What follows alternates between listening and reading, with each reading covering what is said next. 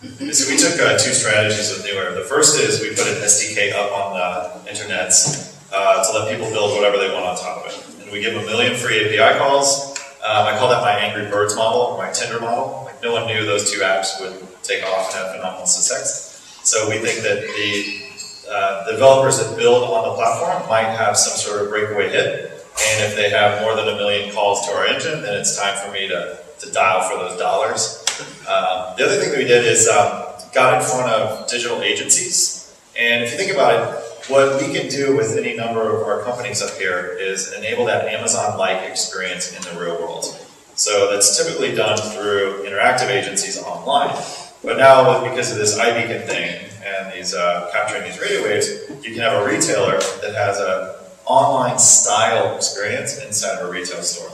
So by me knocking on the doors of the digital agencies, that got the digital folks thinking about it, and then they can go back into the traditional marketers, which are completely clueless to this, and try and say, no, this is where the future is going, and this is what's going to happen. I've been doing this for 5 years now, and when Apple put a little lowercase I in front of the beacon, that helped, because people understood what I was doing.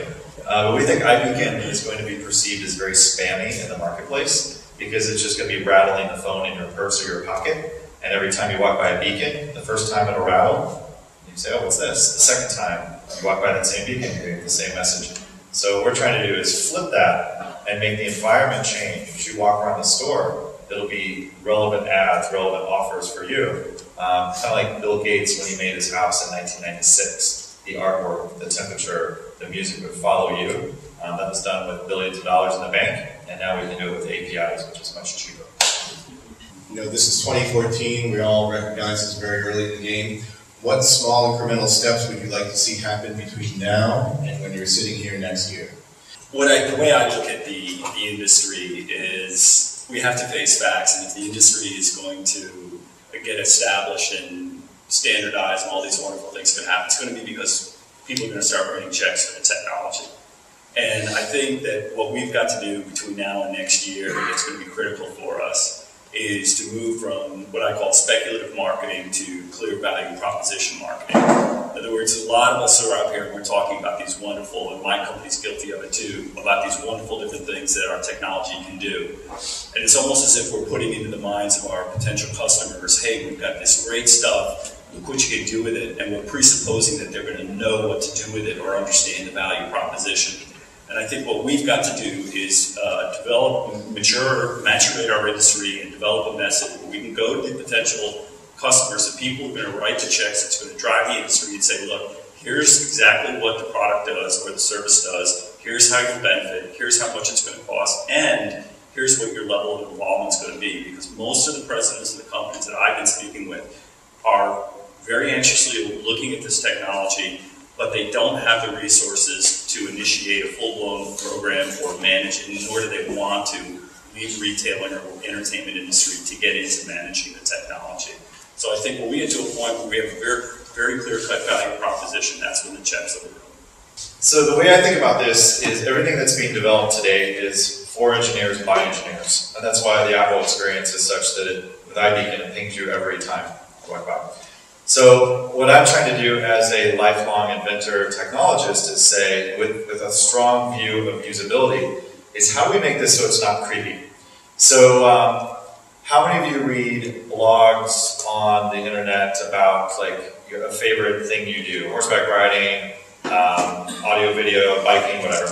Have you noticed when you go to those blogs, whatever you search for on Amazon shows up as ads along the side of those blogs? Do you think that's creepy or cool? Creepy? Creepy, really? Okay, so I like that. Because it does two things. One, it jogs my memory that I was looking for that thing. And you had the story about the shower, which you should talk about quickly.